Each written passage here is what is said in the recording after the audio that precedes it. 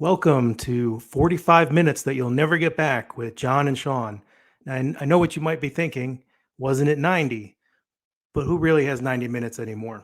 So we're 45 minutes now. All right. Now I'd like to welcome my esteemed colleague, Sean Davis. Welcome, Sean. Esteemed.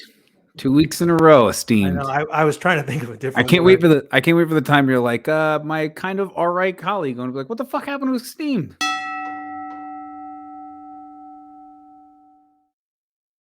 All right. So I think this week we have no choice but to talk about what's going on in Russia or going on in Ukraine. Yeah. With Russia. It's a very heavy topic, a very important topic. So I saw this tweet from Germany. The embassy in Germany stated, "Sorry, but we can't stay silent on this one. It's just far too cynical. What Russia flag is doing in Ukraine flag is slaughtering innocent children, women, and men for its own gain. It's definitely not fighting Nazism. Shame on anyone who's falling for this. Sadly, we're kind of experts on Nazism." So I wanted to mention this because my grandfather is a Holocaust or was a Holocaust survivor when he was alive, and I think it's great that Germany is speaking up for what's going on, but at the same time, it felt a little snarky to kind of say we know about Nazism. Like, I just feel like maybe they could sit this one out on that particular issue.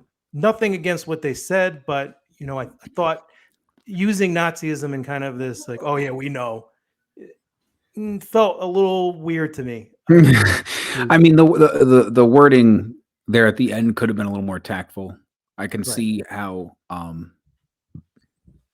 given, your grandfather's background and everything he went through, in the time that they're actually referring to, you know what I mean? Like it definitely could come off a little bit like, all right, could have done without maybe saying it like that. And I think I understand the point they're trying to make. Like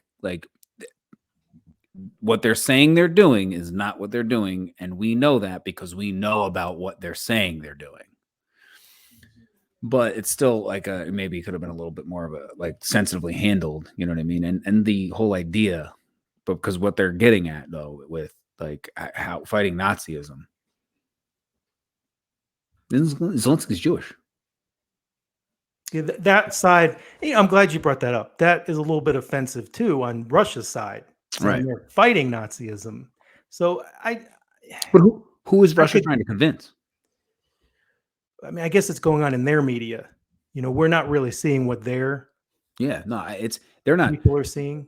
Right. They're beating that drum to the people in their own country who are being squeezed economically by the rest of the world right now. Right. They can't get McDonald's or Coke. If I wanted a Coke right now and I couldn't go get one because Coke is not selling these products anymore over here, I'd be fucking pissed. And why can't I get a Coke? Because our duly elected president, I roll and groan, is a war criminal. They have every right to be mad. But those are the people that are like, hey, we know everything we're going under. This is what we're fighting. Because they've controlled the narrative with those people. I think what's interesting about this situation is that you could make an argument this is the first war ever being fought. I mean, yes, it's being fought militarily, but it's being fought almost just as much on social media. Now, I'm not saying other wars and other military events didn't have a social media component, but this one you have Germany and Russia going at it on Twitter. Right. This is entirely different. This is not the same thing. You see it. You see soldiers in Ukraine posting things to their own TikToks and whatever. And not just soldiers, but the regular civilians. Or like we're getting footage of this firsthand that like we've never really had the access to because of because of social media. You know what I mean? And even if you're like someone like you or me who don't actually participate in social media, we're seeing the social media posts because the news is playing it. You know what I mean? Like there's, you can't miss this. You know what I mean? Like, who do you think Fox News found out yesterday first, or CNN, that they bombed a maternity ward? No, that's not where that broke. That broke on, on Instagram or something. You know, like that's where it came from. That's where the information came from. It's regular people. These are not reporters and journalists that are breaking these stories. It's regular people putting it out there, and then the media taking it and putting it to an even broader audience that they can. But is the media a broader audience than social media at this point? I don't think so. And like that's where it's coming from. So you're not like, while no, there's been battle on social media for sure. This is the first time we're seeing it like as it's occurring for real. Yeah. A whole like how horrible this really is. Yeah, but also the competing narratives, like you said, of this, not just how horrible it is, but also the different sides, pushing their narrative of what is happening. For sure. You didn't have, like, you have Putin coming out saying where, I guess he's trying to say they're fighting Nazism, but, back in World War II, Churchill or Roosevelt, or even Stalin, they gave a speech and that was it. They didn't, they didn't tweet you the next day. Yeah, no. And Hitler wasn't tweeting saying, "Oh, these are summer camps." God, can you imagine Hitler on Twitter? I mean, Twitler. It's terrible. But no, like you're right. It's not that day-to-day instantaneous interaction was never there. You know what I mean? Like, so, I've always said, like, if my dad had Facebook around when he's younger, he'd have Facebook. Like it's so part of Stalin and Churchill and Roosevelt, those guys, like, it just wasn't available. But also the whole idea behind what you're saying about social media is that it is such a relevant part. Like Germany made a tweet about, well, we got to take a stand somewhere. What do? They don't make a press release. They don't have a conference. They post on their Twitter. Look at the Taliban using Twitter to change their image now. I mean, who would have thought, even, we're talking about your dad or my grandfather, who would have even thought, we were alive 20 years ago. Yeah. We're not as young as we'd like to think we are. We would have never thought 20 years ago that the Taliban would be trying to appeal to Gen Z. Yeah, it'd be cool. Like getting them iGen, recruits. That's right. Right. And it's and again, that's a thing that tells you something about social media too. Like, you could say whatever you want about Donald Trump, love him or hate him or whatever. They kicked him off of Twitter for far less than the things the Taliban has pulled off. And the Taliban has an active Twitter handle. Like who is vetting this at Twitter? Like, Jack Twitter is an American company. Yeah, Jack Dorsey's not there anymore, so you can't just point the finger at him anymore. So it's like, who is in charge of, like, who gets to do this at this point?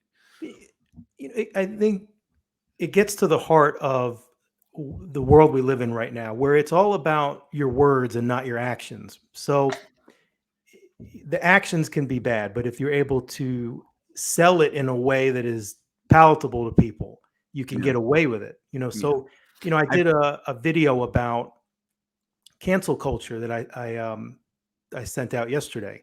And it was from watching Love is Blind 2 with Nancy, and seeing how this guy, he came across, if you watch it, he was a little bit it was a little cringy. But I don't know if you know about this show. So they put them in these pods, and they can't see each other. They can only talk through this wall. Yeah. So he doesn't really see what the girl looks like.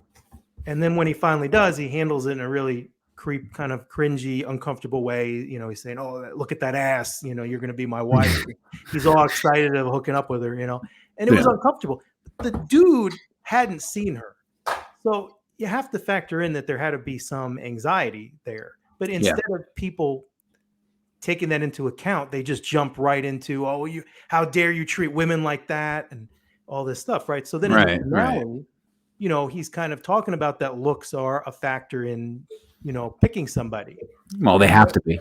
No, but they're all acting like that's hard. Why are you on this show? And Love is Blind. And he's like, it's not entirely blind. How can you say that looks don't factor? But they have to, like ultimately, if you're just not attracted to somebody, I don't care how your personality clicks. Or I don't care what you name the show.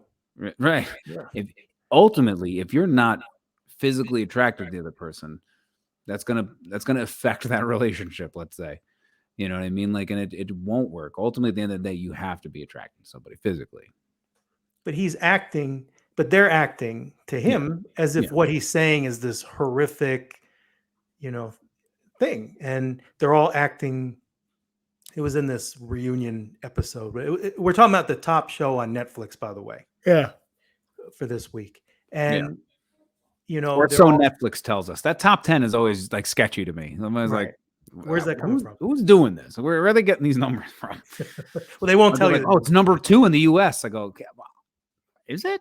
Like, who's watching the show? Well, and now you go, well, now I have to watch it if everybody else is watching it. Right. Well, that's what that is. But like, who's making that decision? Much like who's vetting on Twitter, who's behind Netflix top 10 in the US? Well, I came home from work and Nancy had it on, and I got sucked right into it because the premise is that they actually propose. Yeah. After being in these pods, they don't know what they don't know what they look like. They get out of the pods, they meet for a little bit, and then they propose, and then a couple of them got rejected at the altar. And so that's the appeal of it, is this sort of it really is kind of a dumpster fire. But and there was a time where right-wing Christians were worried about gays ruining marriage. Well, what? Like 90 Day Fiance, Love is Blind, you propose at the end of the pods and all that. What the fuck are we talking about here? I'm pretty confident that Netflix, you're asking where this stuff comes from. I'm pretty sure robots are actually running Netflix. Some of this stuff, I'm like, I don't think a human made this show. It's literally an algorithm running in a company of algorithms. Like it doesn't, the human element is non-existent at this point. No, there's some formula that said, oh, people are going to watch this. Yep.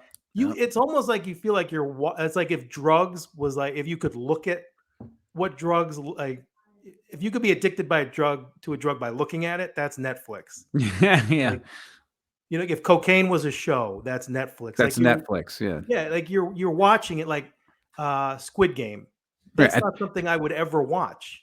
At 3. I watched. I don't know why I watched. You just couldn't stop. At 3 in the morning, when you've watched 3 or 4 episodes in a row without touching the remote, and it's like, are you still watching? That's the buddy who at 4 in the morning goes, call your guy. Yep. Like that's what that is right there. That's that decision of, is the party ending, or are we doing this well into tomorrow? Like that's that moment right there. That's a good analogy, that Netflix is just like drugs. Yeah. Because it is. Absolutely. So the other show that we love is Ozark. Now I think Ozark would be good. Yeah. Humans made Ozark, I think. It's well written. A robot did not create a show that good. That show is fucking great. Yeah. Great. Like, I cannot wait for the second half of the end of season 2 or season 4. And it's like, it's one of those ones that to this point I'm like, damn, I can't believe this is ending. I know. You know what I mean? Like, and of course you're going into this, and like, as we watch, like both of us watch a copious amount of television, and I love like that, like prestige television, The Sopranos and Breaking Bad and Mad Men and stuff like that. And I've seen so many of these shows get it right, and I've seen so many of these shows get it wrong. And it's I look at a show like Game of Thrones, which was so great for so long, and the ending is so rushed and so disappointing. Not what they arrived at, but how quickly they made it arrive to that. And don't do that. Like, I'm so cautiously optimistic because of what happened with Game of Thrones for me, that I'm like, oh, please no. Please no.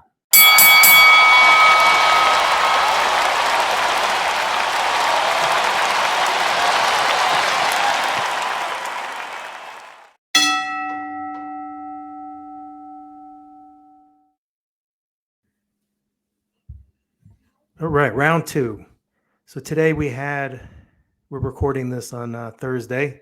We just found out at 6 o'clock that the Major League Baseball strike is officially over. And yay, said about 10 people. Ah, that's not true. I mean, I love I'm baseball. excited. You're wearing a baseball jersey. What are you talking about? I didn't even say that. 10 people. Yeah, all the 10 Florida Marlin fans you interact with, which is all of them. Just 10 people. I was jacked. I was excited. My brother texted me right away. Baseball. No, me But and Nancy love baseball. yeah, I mean, look, I know it's not everybody's thing. You got to love nuance and history and like to really appreciate baseball. Like you can go to a game and stuff like that. Like I've kind of like rubbed off on Andy a little bit. Like, you know, we've gone to a couple of Yankee games and stuff like that together, and she had like no interest in baseball. The boys play or whatever, but you know, like going and then like seeing me there and like hearing like some of the things I say about it, like has made it more interesting. She said, like, I like that not only you know about the game itself and like but like the history of it and all the stuff that you like. Like she's more impressed with how much I like it that she has now liked it as a result. You know, it's trickled down like that. But yeah, so 99-day lockout. I can go back to just wearing my Yankee hat every day, not switching hats and spinning them around on here. I don't know if That's anybody right. You caught that. were gonna keep going until the strike ended. Until the lockout ended, I was wearing a different major league hat. Right. I'm so thankful it didn't get to that point where I had to like, okay, the only one left is this Red Sox hat that I've never worn. Because I only had that because I had the other 29 teams. So, but I'm glad we didn't get to that point. You know, I'd like to. It's me. I did it. I can't wait to tell Ash later. I know.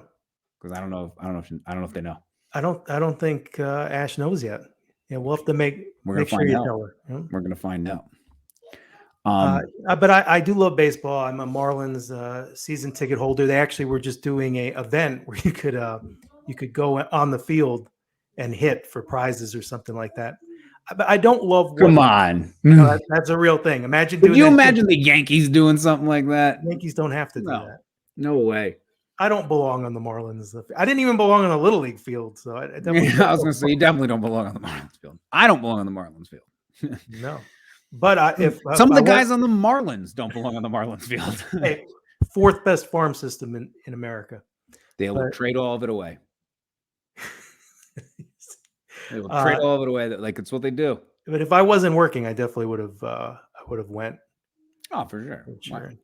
Enjoy that. But there's still hit a nice crisp single. Yeah. Right down. See a nice single up the line. Right down. Yeah.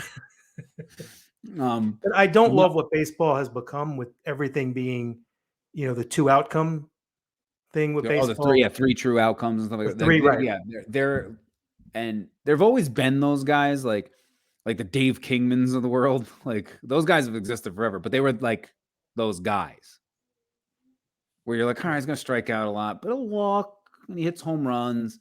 Now it is a lot of baseball. Like I explained that to Andy, what the three true outcome thing is. And she's aware of it enough. Like she's like to show you how far she's grown. I explained three true outcomes are guys that almost all the time they either strike out, draw a walk, or when they do hit the ball, it's almost always a home run. Like this is what they do. And she goes, "Oh, so Joey Gallo." And I was like, "Exactly, Joey Gallo. He's a three." She knew exactly what I was talking about. It was funny, But I'm glad that they knocked this out because it's still going to get all 162 games in, and it opening day is April 7th. So it's not like it cut into a week of time. You're going to jam a couple games in there for sure, but it wasn't going to impact how long. Like if say the lockout ends and they started in June, you're not getting any of them games back. No. You know what I mean? And I feel like part of baseball that people hate is the long season, but the people who love baseball love that it's 162 games. That's part of I think that's part of the appeal. Is just how long it goes on for. It's really there's ebbs and flows, like late August, middle of May. Where it's like, all right, because there's a low. Like it's not like it doesn't have the same appeal as other times, like opening day, like the first month, or September. You know what I mean? Like October is playoffs. Playoffs in any sport is exciting, but like early, like June into July is exciting. You know what I mean? Like things are starting to shape up. You see what team is what players are going to do what. The All-Star break, the Home Run Derby is still to this day the best single event of revolving around an All-Star game in any sport. No, 100%. it will never get old watching that. As opposed to the dunk contest, which, I mean, what else are we going to do? But We're running out of dunks for that, for sure. yeah, no, we can only do so much as humans. Like, like until someone turns themselves inside out while dunking a basketball, like I feel like I've seen it all at this point. But no, I'm glad. I'm excited that's done.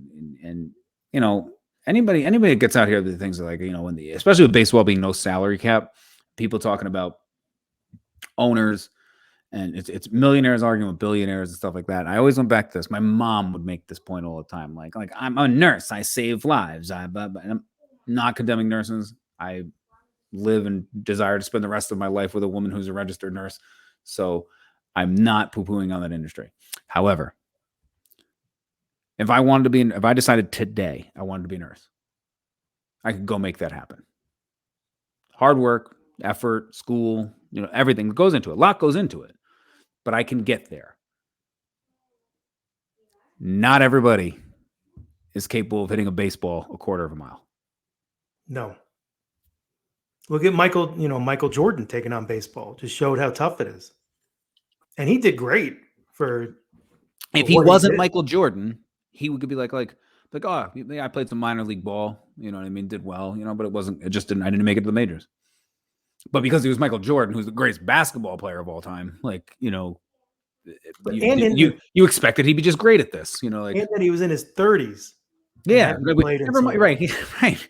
Never mind that. Like where he was in life wasn't necessarily conducive to being successful in this thing that he hasn't done in 15 years.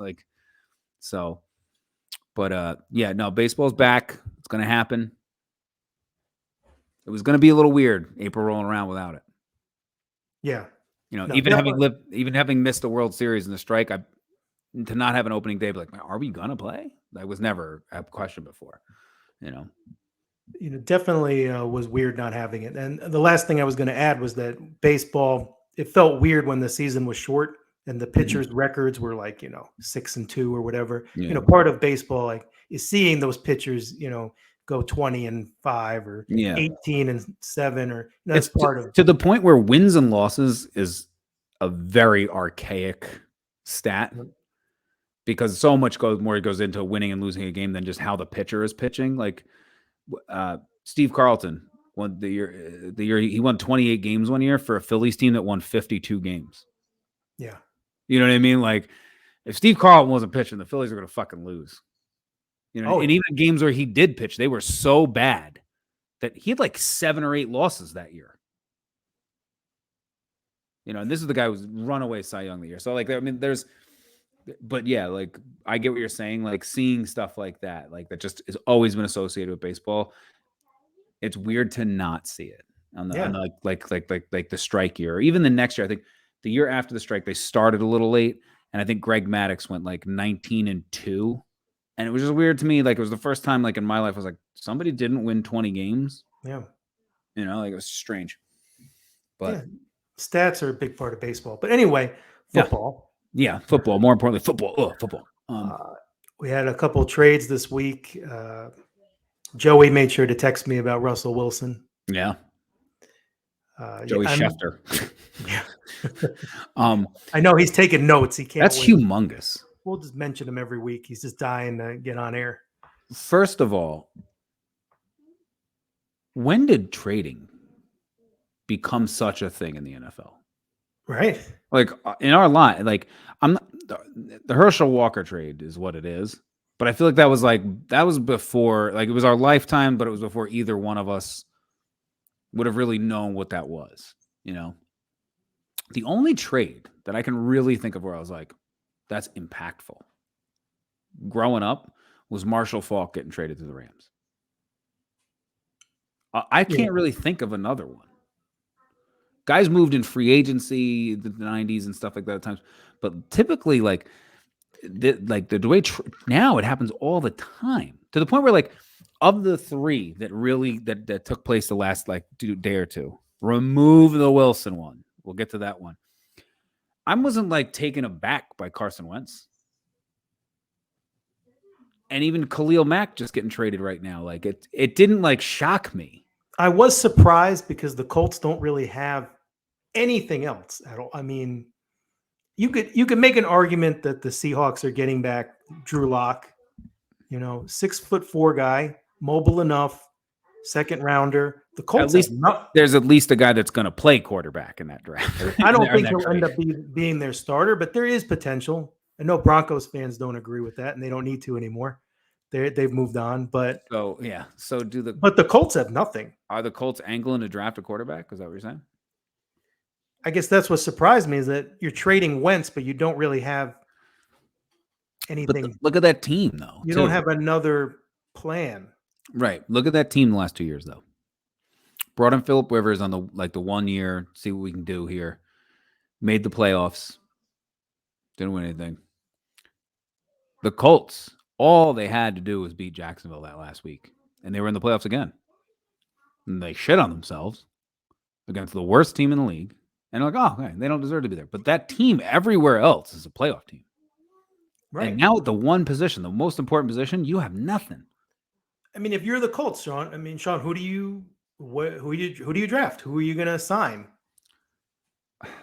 You're going to, and from a drafting standpoint, you're going to end up having what's their pick, 19 or something like that? They don't have one. Oh, right. They got rid. Oh, my God. That's right. You're dead. You're dead. You're dead. What are you going to give up for Cody Pickett or Malik Willis? Or Kenny, what?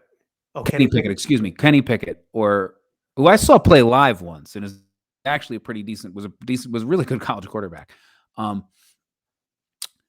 like Malik Willis. Like what? Like there's nothing about this draft that makes you say, like, if you're the Colts, you're not even going to get Willis. No. Their highest, they picked 42nd in the second. And that's what I'm saying. Like, what are you going to have to give up to get that? They don't have. I don't know how if you're the Colts, I don't see how you can move up in the draft. It's a crazy deal. Congratulations to the Washington Guardians for fleecing the Colts. So because I do not see the end game on getting rid of it. Not that it, like I said, when I said it doesn't shock me, a guy like Carson Wentz got traded. The situation, right, is sketchy. Like now that he's out of it, and it's what you want to put some of that on Carson Wentz at the end? Sure, you could do that. Were you better off with Carson Wentz than anything you're possibly looking at right now? Yes. And I think you hit the nail on the head. The Colts are a Super Bowl caliber team with a good quarterback. They had something like they had more Pro Bowlers than any team in the NFL and didn't make the playoffs. The Seahawks are, mind you, and I said it last week, the Bills are the best defense in the NFL, not one Pro Bowler. Right. Not that the Pro Bowl means anything, but it means something in the idea of like the Colts they had 6 or 7 guys make the Pro Bowl. 7 guys. They maybe have the best running back in the NFL. Absolutely. So the Seahawks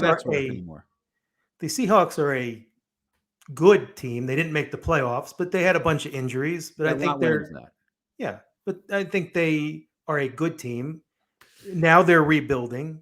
The shocking thing on that one is, when's the last time a player of Russell Wilson's caliber they got traded in his prime like that? Outside of he didn't look the same after that injury. I mean, it's still Russell Wilson, but I'm more shocked by the Wentz trade because I like you said, I don't see an end game. The Seahawks got 2 first rounders, 2 second rounders, Noah Fant, and got a haul. LB Harris. Got a haul. They got their worth from it. Like they got a haul.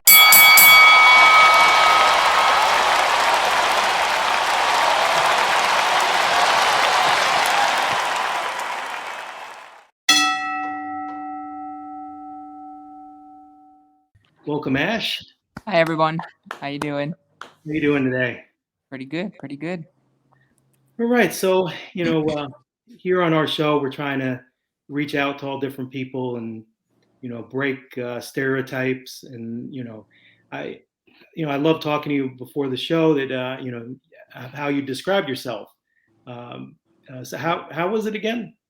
So it's a blue collar, oil working, crystal using, snowboarding, sports conscious queer is how I like to refer to myself. Just your garden variety. Yeah, right. Everything. Run of the mill. I do it all. It's not just rainbows for me. I do everything. Good. So, we brought you on here, hoping to talk about some of the issues in the LGBTQ community. In the description you said, so I remember when I was in high school, queer was kind of, I always thought that was like, not a word that you were supposed to, throw around at people. And it sounds like now the way, it was in your description of yourself that that word has kind of been, taken back. So I'd love to talk about, your feelings on that word and just words in general. So I definitely will say queer is certainly taken back. It's, there's still those people that use it as a slander to somebody else or something, to be mean for some reason. As a community, though, we've taken it back simply because it is a great umbrella term, for, you're gay, you're trans, you're bi, you're pan, you're anywhere in that umbrella is what we call it, a nice umbrella term. I might have 4 or 5 labels for myself, but why am I going to sit there and tell you that every single time? No. Queer is great because it's just a nice umbrella word. If you're in that spectrum of things, even if you consider yourself straight, every straight person, in my opinion, has a little bit of queer in them, and that can be up for debate. But everybody's got their little something in them. But it definitely is a word that's been taken back. A couple words, well, one word that's been more taken back is also, again, stop me if I need to, but dyke has definitely been taken back in the community. I listened to a podcast called Diking Out, and it's just a couple of queer people who are very comfortable in the community. That's just inner community, I think, word that has been taken back by us as well. And then there is one word that don't ever say, and I'm not even going to say it here, but it starts with an F, and I'm sure you can figure out the rest because everyone that knows me, people I work with, like I said before the show, I work with a bunch of like white cis Republican men.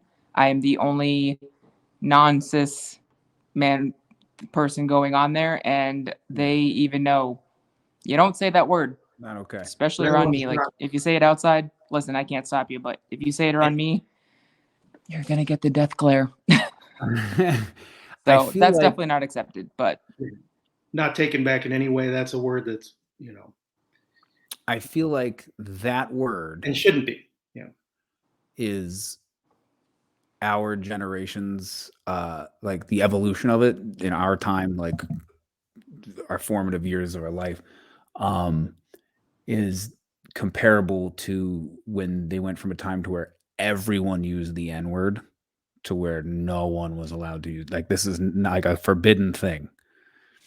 Because when I was a kid, before like gay culture in general became more prevalent, the use of that word, like not necessarily directed towards someone who is homosexual, just like friends sitting around calling each other that, it never like registered as like some sort of like a derogatory thing to a specific group of people. It was, more targeted as like, hey buddy, don't, like, but from the time of being like 10 years old, 11 years old to now, like you can't say that at all. And rightfully so. I don't mean it like that. Like, because of like, and when I said it compared to the N word, I meant it in the sense of there's a time people use that word not really realizing how hurtful it was to the people it was hurtful to. Yep. And then eventually evolved into saying, okay, you can't say this because this is just the worst thing you could say. Yeah. You know what I mean? Like, so I feel like that's like a similar, like, has like a parallel evolution. That's how I often compare it as well. Because my whole life, the N-word was not okay. Right. No. You know what I mean? Like it was like understood, like you can't go around saying that. And like this word is now one of those words, you know? Yeah, rightfully so, like you said. Absolutely. Right. So me and my wife Nancy, we love watching Big Brother. She got me kind of sucked into it, and now I'm addicted to it. There was Carson Kressley was on this season of the Celebrity Big Brother, He's and from then Queer Eye for the Straight Guy. That one, Yep. that Carson. Okay. and Todrick Hall, who does drag, was on there. So they were the last two in a challenge, and Todrick said to Carson, "It figures." And there was a lot of rainbows and stuff in the challenge, and he said, "Well, it figures we're the last two because this is the most gay challenge Big Brother ever had." So I feel like even him making that joke kind of played into that the word, that how that word sometimes is used. So do you feel like there's some situations where, let me say this too. When I was growing up, the intentions were not always bad. So, and Sean, I think, can vouch for this. If somebody didn't break your balls, it meant that they didn't really like you. So it was almost like a compliment for someone to, bust your chops. So do you feel like, because I think sometimes we get caught in wanting to say the right thing all the time, that we don't really treat somebody as a person, and we treat them maybe too cautiously. So do you have any feelings on that? So again, I'm going to keep bringing this up because it's the biggest comparison I have is working with a bunch of cis white Republican men kind of thing. But again, working with them, obviously they all know who I am. They're all no problems. I have no problems at work with any of it. But it does happen. And like you said, breaking the balls, and it happens all day, every day at work. And they've even come to the point to be comfortable enough with me to be like, "You're being extra gay today," and I'm like, sorry, like that's just who I am. But like, like it definitely comes to a point where like, it doesn't always have to have a derogatory meaning to it. It doesn't always have to be in a harmful way. When it's somebody's being an asshole about it, or if somebody's being, not nice about it. So I think if people there's I don't know, it's with a lot of words. People can take things too heavily, and that just might be the kind of person they are. I do say that I am the easiest queer person for somebody to meet first as their first queer person, because it takes a lot to hurt my feelings. Say that F word is going to be one of them. But in a general sense, like I said, I've got a bunch of these guys at work, and they're flaunting around just doing the wrist thing, and just, it gets said. And I think I've even said it a time or two, and I'm like, "You're a little gay? You feel, hey girl," like, and it's, we're all comfortable with each other. So, in certain settings, I definitely, feel, listen, it's just another word. Like you said it before, about the power behind the word. Mm. You can't be that careful. It's impossible. Yeah. But, it just depends how you say it. I have definitely said it, so I may not be the person to talk to in the community about it, because other people, I will say straight up, like they would not agree with how I approach different things with the people I work with the people I interact with daily, or whatever the case may be. I definitely have a different way of handling it. Others might feel it's not my job to teach these people about the queer community. I'm not the teacher. There's Google, there's this, there's that. And personally, I don't agree with that, because this is kind of sidetracking a little, but I don't really agree with it, because, you can go to Google. Have you seen some people's Wikipedia pages that people can change, and that people have their own opinions? Yeah. These cis people making opinions and statements and articles about all this stuff. And it's like, who are you leaving it up to give you the information? So if I am a person that's comfortable in the community, and I have a good communication line with everybody else, they come to me almost every day with some sort of question. "Oh, my kid said this," or "my other person said this," or, people ask me questions all the time, and I'm never bothered by it. I tell them all the time, please feel free. Like I'm an open book. I don't really hide much from like everybody knows, like I'm not hiding anything. They know what I've been through. They know how I've gotten to the point that I'm at right now, and everything like that. So, Well, I think that's so great that you're willing to, to do that. Well, the way I look at it too, the way we break down bigotry and discrimination and these, these stereotypes we have towards each other, is by meeting somebody that is that thing that you have that stereotype of.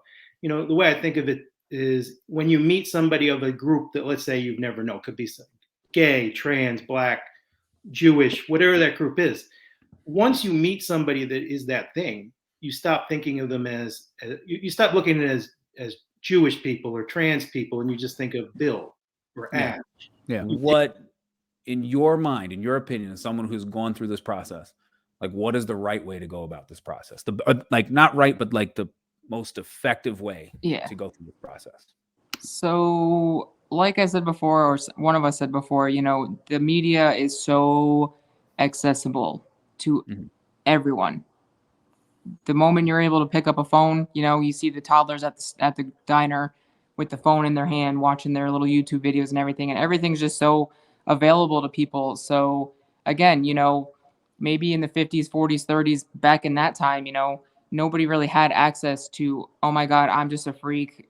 They didn't know there were other people like them to even, know what to explore, know that they're not alone or anything like that. So I think a lot of what happens now is that kids and younger people have more accessibility to the knowledge, and I feel like there comes a time, like, yes, like you said, when you're young, single digit number ages, it's very difficult because your little girl says, I'm not a little girl, and it's like, the kid also comes home and says, I'm also a T-Rex, kind of thing. So I know that it can be quite confusing to a parent at that time. But at the same time, like when I was a kid, my mom used to try and get me in dresses all the time, and I would fight her tooth and nail to not have to wear the dresses. And that's when I was like 4 or 5 years old, before I even knew what anything was. But I knew at 4 or 5, that I didn't feel comfortable in the dang dress. So like, Right. you have these kids coming out, I don't want to wear a dress. I don't want to wear the suit. I don't want to wear this or that. I want to play with the Barbie or the truck. It comes down to like, really, part of it comes down to, why do things have to be so strictly gendered to, boy and girl and whatever it may be. But also, I do see, I watch a lot of TikTok. I'm not gonna deny that. So like I said, before, my TikTok feed becomes a lot of LGBTQ people, and amongst other things. But I do see a lot of what's going on with the younger generation of people that's younger than me, and again, it's just so accessible. So let's say you're in school and you see Johnny down the street has lacrosse gear, and all of a sudden you're like, oh, maybe I want to play lacrosse. So you try lacrosse, you find out you hate it, but you explore that option. You had the chance to explore that option. Or a new food, you saw that your sister enjoyed green beans, but you were like, I would never try green beans. But then you try green beans and you're like, okay, maybe I like green beans a little. This is a very small scale comparison, but these kids these days have a very big choice to an option to experiment, and I don't want to say experiment, I want to say explore these different options that are available to them. And like I said, maybe the kids back in the early 1900s they didn't have the accessibility to even know that it was an option to explore. So nowadays you have these people that, what's the harm in exploring? You want to explore all the options. You want to get as much information about yourself, right? For sure. I'm sure you've explored, like Jonathan, I know you like your different teams. So you explore every team in every state that you live in, you explored not to put you on blast there, but It's okay. It's all right.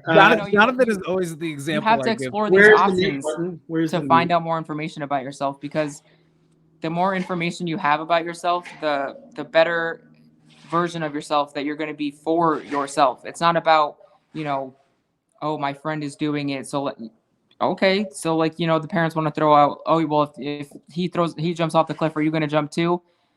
Maybe we don't want to explore that one, but in something that's pretty harmless, until you get to, like you said, the hormone blocking and all that stuff, that does end up being some of the effects.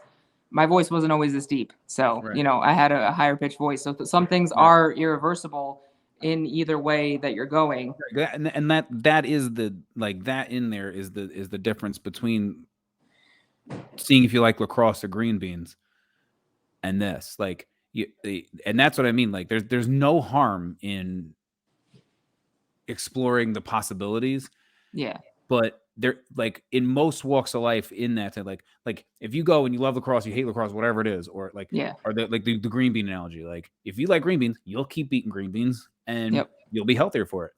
if you don't like green beans, it's not going to hurt you that you don't like it. Yeah. You know, Yeah. whereas this is one of those things that reaches like, it's one of the few things, honestly, like even if like say you question your sexuality, you know, like you're a man, you know, like you're bisexual men with women, and you ultimately settle on females. Like there might be some judgment of a time period in your life, but ultimately, like there's no, like you find someone that accepts you for who you are and what you've done in your past, and there's no like significant ramification behind that. Whereas like there's like almost like a point of no return. Yeah. I will say You know, there like- are, so again, I hate to bring up social media because I know y'all aren't on it, but I do personally in my life, I don't have a lot of queer folk or trans folk or anything. I don't have a lot of local, I live in Sullivan County in upstate New York. Like there's not a lot Yeah. of queer action going on up here, but I do get to see it a lot on Instagram and TikTok. as I Not that mentioned you before, know of. but- So, you know, from the people that I have seen, you know, I follow one guy who did the hormone blockers. He's a female to male trans guy, and he started hormone blockers at a very young age. And you look at him now, and it's just like you'd never think anything of it. And you know, have I ever asked him? I don't know him like this, but like, you know, have I ever asked him, you know, did you ever think you made a mistake or anything? I don't want to say it harshly, but like at the end of the day, they made the choice, and you know, just like any other person has the right to make the choice to do what they want to do. You know, if your parents are supporting and have enough of a connection with you that they're willing to support your decision at a young age, good for them. And actually, I remember, I want to say it was about a year ago, so I don't know how accurate the statistic is now, but the statistic as far as trans folks transitioning to a point of irreversibility is actually only 1.7%. When you have a group of trans people, trans kids especially, we're talking about, you know, they want to explore this option, but they're not given the chance because the government wants to get involved. Their parents won't let them. It's socially unacceptable where they are. You know, so that kid is going to become depressed. That kid is going to start to internalize what's going on. You know, it's going to come out in maybe a different way than them getting to explore this option. And that's when you start seeing the rates going up. From, again, this is just from where I get my information. This is why I like having conversation with people, because you can see firsthand what's going on. But the biggest thing that causes suicide in the trans community is inaccessibility to healthcare. Yeah. Now, I'll tell you straight up, if I go to the down there doctor as me, I have never had an easy experience. I walk in and the first thing the lady at the desk says is, "Hello, sir, is your wife inside?" And I'm like, "Nope, sorry, got to take care of me." Like you can't just approach everybody as, you know, whatever. Like, yes, I'm presenting like this, but maybe your opening line shouldn't be that. So some of these kids and some of these people in general just don't have the accessibility to the healthcare. So I think that's where you start to see the rates increase as far as suicide goes, is because people get depressed that they're not even given the option or the accessibility to explore the option, you know. And again, it does come down to personal decision. You know, we all have decisions we regret, you know, Right. and you learn to live with them. And, you know, can I sit here and say that this trans guy took hormone blockers and then, you know, decided he didn't want to do it and said, "Oh, I wish my parents didn't let me"? I highly doubt that somebody's going to say, "I wish my parents didn't let me." I think they would be more happy that, okay, my parents gave me this opportunity, I made the choice, kind of thing. And, you know, this may cause a disagreement, but I feel like it's a matter of choice. And if the parent feels that the kid, you know, has that feeling, you know, and that's how they're leaning towards, you know, then the You know best your thing to do kid. is to support it. You know what I mean? Unless you're completely detached Yeah. from their life. You know your Yeah. kid. Exactly. You know your kid. Like my mom apologizes profusely. Mhm. I wish I didn't, you know, force you into those dresses. I wish I just would have, you know, whatever. But, you know, like I said, I was raised in that religion that was very suppressive Right. of anything of that sort. So nowadays, my mom tells me all the time, she's like, "Oh my God, look at you. Like, I've never seen you happier. You're glowing. You're just so happy. Like, Right. this is the best version of you I've ever seen."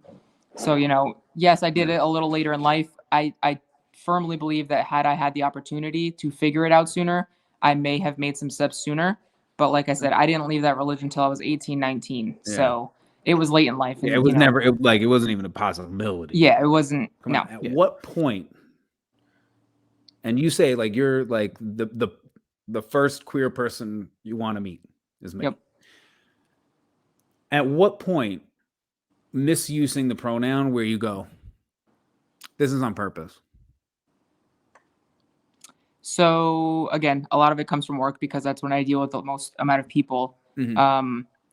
There have been times when, you know, my boss has a non-binary child as well. So Mhm. he's very in tune with everything. He corrects everyone at work if they say she. I am much more open to he because, I mean, you've seen me in person. I showed up to John's wedding in a suit, looking a little bit more fresh than some of the other guys, you know? Right. Sure. So Right. you get it. Like, Right. I present You're very good. masculine. Yeah. So when I show up to a job site and, you know, I've had customers ask me because they're woke, you know, Yeah. so they'll say like, you know, what are your pronouns? And, you know, I'll tell them, and then, you know, then maybe something doesn't go their way and they call my office, and I'll hear later down the road that they called you she and they were like mean about it. And like, it happens, I get it, but the level that it's not an easy thing to switch to they them because there's the whole argument, you know, it's plural, it's this, it's that, that's Yeah. not proper English. Yeah. I get it. When I first, you know, made the decision to go by they them, I was pretty against it. I was like, I that's too much, it's not necessary. But the farther that I dug into my own self and figuring out my own, you know, what made me happy and what made me comfortable, I started to realize that it was I don't like, she is just kind of, it's like it's hard to explain. It's like a little sting. It's kind of like, but like you look at me and it's like, you know, it's not really she, but you know, it's not he. So like maybe just start off with they, which, you know, at some point maybe it'd be great to see society approaching things like that. You know, I'm not saying everybody's got to call everyone they. I'm not going to walk up to you, Sean, and be like, hey, they this, you know, to you. Obviously you're presenting as male, Right. so I'm, you know, it's Right. going to go like that. But Yeah. you know, it would just be a good idea for a lot of people to kind of start off with that. You see somebody like me, you're kind of like, if you have to do this, Yeah. probably It's start worth with asking the they. question. And you know what? People forget it's okay to ask. Yeah. Like, it is 100% okay. And if that person gets offended by it, then sorry, that's the society we live in at this point. Yeah, But no, for sure. you know, I like when John asked me before the podcast started, you know, I was like, he asked me, like, it's just very nice, you know, seeing, you know, it's like a level of respect. Like, obviously I'm presenting in this way, not for like a reason other than my own, but you know, I don't know, they, them was a very hard decision for me. And it fits though. And, you know, Jonathan, you've known me a little bit longer, but well, a lot longer, but you know, Yeah. I'm sure at this point you can see, you know, you knew me back when I was like, I'm just a lesbian, I'm just she, like, you know, whatever. And you've seen me progress more over the years to they, them. And you even, you know, when we went on vacation, I'm not sure if Sean knows this, but like when I had the top surgery and everything like that, you know, I'm sure you saw at the beach, like I was not rocking a shirt those days. And, you know, I think things became more apparent at that point. But Right. again, I don't know if you know what top surgery is either, but I have a remarkable education. Okay. That makes me happy. even prior to meeting you, I've Okay, good. because, I like, mean, not a lot of people do- do, you know, and that's Right, okay. Because I do desire to understand this. You know what I mean? Like, so. well, I think just that's the imagine main me thing. going to Jonathan's wedding in that same outfit, but like just being like, "Hey guys, how's it going?" Right.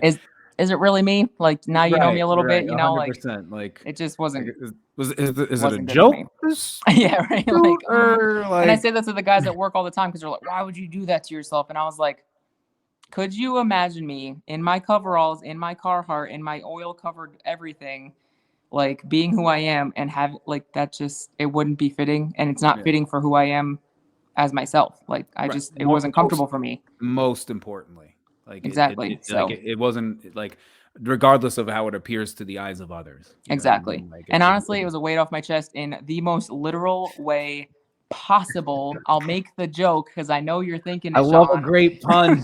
That's fantastic. Definitely a weight off my chest there. So Well, I want to add too. You mentioned knowing you before yeah. transitioning. You know, I think it's tough sometimes for people who knew the person before. And again, we're going to talk about TV more as our episodes go on. Me and Sean have a lot of shows we like, but we watched the show. Me and Nancy watch what is it? Lone Star 911. And there was an episode where there's a trans firefighter, and the sister knew, she had her. It was her sister that became her brother, and the episode kind of delves into how it felt like her sister died, like she never got to say bye.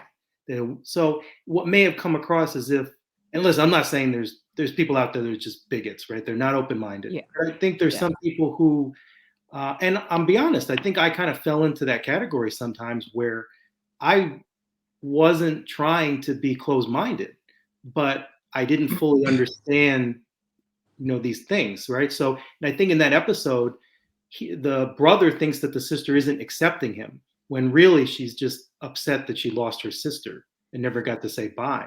And I think also, on a lighter note, sometimes it's just harder to get the pronouns down correctly when you knew the person as a she. It is. And like I said, my mom still makes the mistakes. It's not anything that I hold over anybody. I can't, it's definitely something. They knew me for 26 years, 25 years of my life as she and Ashley. So it's like, it's hard to break that. And, we are getting to the point where, my sisters are very good at it. Everybody's come a long way, and, Sam is amazing at it, and she's worked her friends through it. And, we're working on her half of the family. It takes time. It's not something I'm just going to throw at people and just be like, expect them to get it right away. Because I mean, I feel like that's generalized about anything. Because I like to use a completely different example that means absolutely nothing. The WWF was the WWF forever, right? And then they couldn't be that anymore and became the WWE. And it took a long time for people to stop referring to it as WWF. And that's really an inconsequential thing in the lives of people who watch professional wrestling, like what the thing calls itself. But it was, you would become so used to saying something certain way and just been around it in that form that it took time to change that. And like I said, that's not important. Are we talking about like the Tappan Zee Bridge is still the Tappan Zee Bridge? Because I'll never call it anything else. The rest of my life, that will be the always. My brother. I'm not open-minded to that. No, my brother came in for a funeral, and I picked him up at JFK, and I said, "Yeah, we're gonna go." I said, "Yeah." He didn't know they built a new one. He's been out in LA for a long time. Wow. And I said, "Yeah, we're gonna go over the new Tappan Zee Bridge." He's like, "Oh, they built a new one." I'm like, "Yeah, wait till you hear what they actually named it." He's like, "What?" And I said, "It's called the Mario Cuomo Bridge." And he's like, "Get the fuck out of here!" I go, "Bro, I will never call it anything other than Tappan Zee." Yep. And not even necessarily just because like Andrew Cuomo and the only reason that a bridge got named after Mario Cuomo is because of Andrew Cuomo. Like, all that shit aside, like, you could have named it anything. It's right. You could have called it the Sean Bridge. Davis Bridge. I'm still calling it the Tappan Zee Bridge. Like, I would never have came off that. Like, and I'm still not gonna. But that idea, like, people just, there will eventually come a time where no one knows what the Tappan Zee Bridge is, and which is gonna be crazy. Yeah. You know what I mean? Like, because you'll just you'll age out. Like it's a scary world. Right. My grandfather till the day he died thought it was okay to call black people colored, because for most of his life it was okay to say colored. Like, not in a racist way. There was a black family lived down the road who went to the same church, and they hung out and talked. And the old black guy didn't say anything when he said colored, because he grew up accepting that, like, oh, I'm colored. And it like, we know, like, as we evolve past it, that's what happens. We know whatever we grow up with. So that's where I try to look. They say try to meet people where they're at. As a counselor, that's a lot of what I do is just meeting people where they're at. Rather than trying to force anything. You try to in that way. So whatever you grew up with is what So like you said, obviously we were joking about Tappan Zee. I don't want to live in a world where the kids don't know Tappan Zee. Yeah. But or they were born after Happy Gilmore. I mean, that's terrifying, but still low enough to jump off of and not kill yourself. Right. But I mean, you're gonna get hurt, but like you picked the wrong spot. Like this is gonna backfire. Like you better find the best spot on that bridge if you're really considering jumping for real. Like Yeah. because there are spots there where it's like, oh, you definitely live. You probably won't even get hurt jumping here. You know, like Yeah. you know, I've jumped off cliffs higher than that. Like, Yep. But so even though we joke about it, it really is true that people, they only know what they grew up with. So as these generations come along, some of these negative things, hopefully they won't know anything else other than respecting somebody for who they are. And that's what I said. Like with when I said like no, I'm like I've chosen to educate myself down this way, and like it's because not growing up with this as such a, I don't say common, but like a more well represented thing. Yeah, that's what it is. It's out in the open now. Like everybody, like people like me, gay people, lesbians, trans people, like they've been around forever. People have been doing this, but it's now in these times that it's becoming so much more in the public's eye, and everybody's seeing it, and people are like, you know what, fuck this. Like I'm not gonna sit here in my house and just not feel comfortable to be myself out in public. So I know that's where the term, trans trenders comes from, is people think that, maybe we're doing it because it's a fad and it's a new TikTok trend, or it's, the big hashtag on Instagram or whatever, which to an extent I was believing until I had a good conversation with my wife. And, it kind of made me realize like it's just out in the open, maybe we're not following a trend. And, I'm sure there's the cases in situations that, it's happening, but at the end of the day, you're actually gearing towards my next question. Oh, okay. Go ahead. No, continue. Oh, I'm still asking. Like, it's out in the open. Like people are like, we're not going to stay buttoned up at home and afraid to go out and do these things, and the fact that these states are passing these bills saying that, kindergarten through third grader, I don't remember what it was exactly. I think it's in Florida actually, Jonathan, that they're saying the No Say Gay bill or whatever. I haven't fully read up on it, so I'm not going to get too deep into it because I don't want to say something wrong. But, something about like these kids can't go to school and talk about their same-sex parents and their home life if they have same-sex parents, like, is a little crazy. Like, as many steps as we're taking up, we're also, it's not really working itself out. Resistance. Yeah. Like there's still even though you're going uphill, there's still like you're still tied to a which with every group trying to get past the hate and the the whatever they have around them, just like every Black person has been dealing with their stuff for however forever. They've been dealing with how their trials and tribulations, and queer people are doing the same thing, and Black people have made a lot of progression in their time, and every group deserves to be doing having their progress and seeing what they want to happen to happen.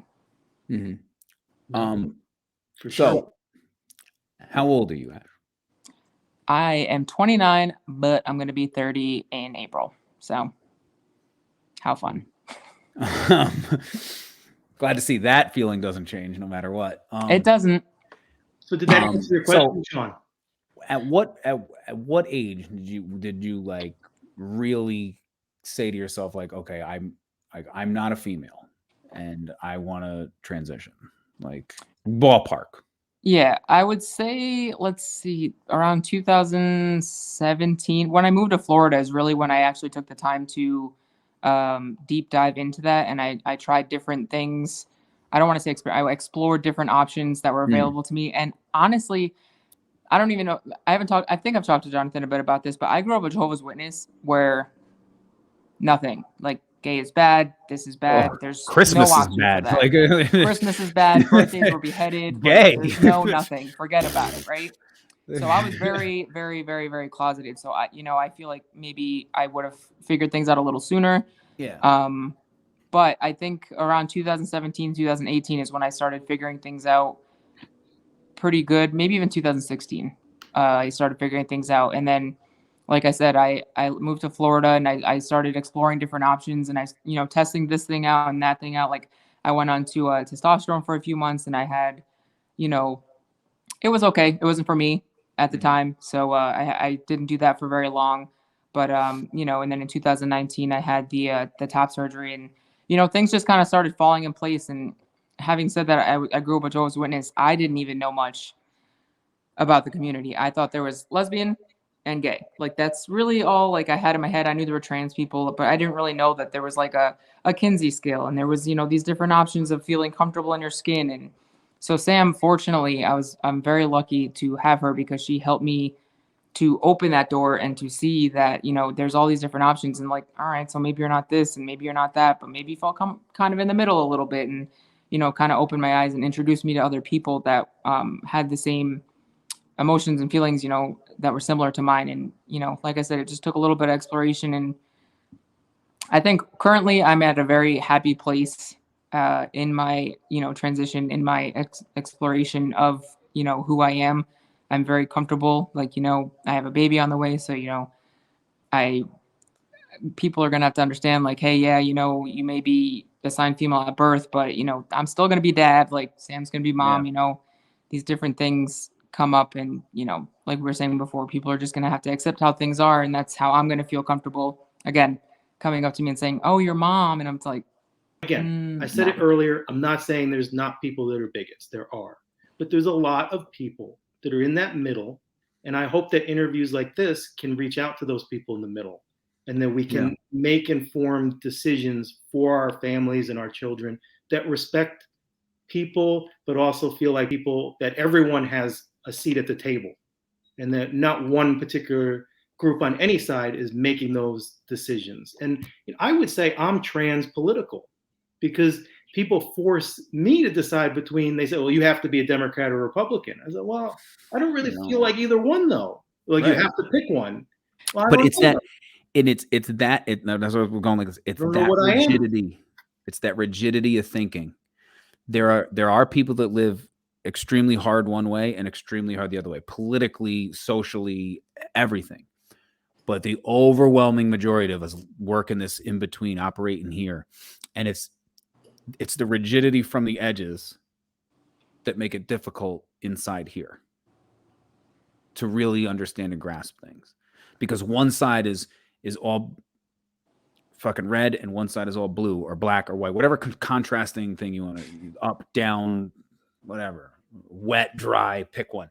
But that, like I said, it's the rigid border of things that make it difficult for everybody else that really isn't one thing or the other. Like it's impossible, almost impossible to be one thing or the other all the way. Yeah, like it's that, and to me, it's nuts to think that way. And part of it is tribalism, and people want to be a part of a team and stuff like that. And we've been that way our entire existence as a species. But there will be no positive advancement without understanding as much as we can about everything in the middle. Me and Ash had a great conversation at your wedding. And one of the things I said was like, on the surface, third person perspective, you would not think that the two of us would get along the way we are to be even having this conversation. Just on how we physically and present ourselves, and like what you would go like as transgendered, them, they, straight, cis, straight, white, male. With an American flag in the background. Right. Exactly. You know, like there it is. That is the difference. But it's those differences that, like I said, that night, which would look to an outside observer, but like, what the fuck are they talking about? But we had like one of the dopest conversations of all time. Yep. And it's because, like, as Ash said, I'm the queer person you want to meet, and I guess like I'm the straight person you want to meet, because like the openness and the willingness to understand not just the perspective of one another, but like really like gain a level of mastery of this opposing thing. As you said, John, trans political. That's fantastic. That's perfect. I'm trans political. You said it, now I'm saying it. Because, you know, like you look at things like that. Like I always said, like I'm pro gun, I'm pro marijuana. Those two things don't really jive. You know what I mean? Like, and like I could go down the line about like these things that like kind of stand in contrast with one another based on those rigid beliefs, but they're not my beliefs. They're not what I think. You know what I mean? Like, and too many people think you have to be one thing or the other, because they're not talking to the people that aren't one thing or the other. I agree. Perfectly said. And, I am the Czech, Jewish, Christian, Italian, Floridian, New Yorker, West Virginian that you I don't want. have enough time for all that shit. Yeah. I do before we wrap the interview. Like we kind of like got Well, going. right, Ashley, we have good. one more tough question Oh, for you, boy. and Sean wants to ask you or tell you. So we both decided you were coming up. We were going to talk some baseball. We didn't really get to it. We both Okay. went with baseball jerseys. John's wearing his Marlins jersey. I couldn't decide if I was going to wear the gray road Garrett Cole or Oh, serious? the striped home Aaron Judge. 'Cause Yeah. I'm so Oh, excited, especially to tell you that. And you'd ask me like, there's not going to be no baseballs here. As of 6 p.m. Eastern Standard Time, lockout over. Opening day is, I think, yes. April 7th was the decision. Ooh. So it was literally right before we I went could on. be I saw patient. it. I said to Oh, John, it was I was like like, that oh. recent it happened. That's why I was We like, didn't That's know why I yet, didn't see did it then. good news. I've literally been sitting here this whole time with 2 jerseys. You're just like, Ozo. Just waiting. I said to him, I said, which one do I wear? And he's like, oh, that's a hell of a choice. I'm going to wear both. And Yep. I'm going to make a thing out of it. Yep. And funny enough, before we started the show, the first episode, I have every major league team's hat. Nice. And I said to John, I'm not going to mention on the show until I'm either done doing it or the lockout ends. I was going to wear every hat, in a different hat in every segment until the lockout. Like I would start forward and then like just casually turn it around. Yeah. Until the lockout ended. So I feel like it was me. I feel like I did it. Listen, pat on the back for you then. Thank you. And thank you, Ash, for, Yeah, no for problem. being on here. Seriously, we're gonna have you back on during Yeah, the season definitely. to talk more baseball stuff. But this has been a really, really great conversation. Definitely. Like, I enjoyed this. good. Me too. Me too. Have a great night. You All too. right. See you guys. And that was our third episode of now 45 minutes that you'll never get back with Yeah. John and Sean. So enjoy.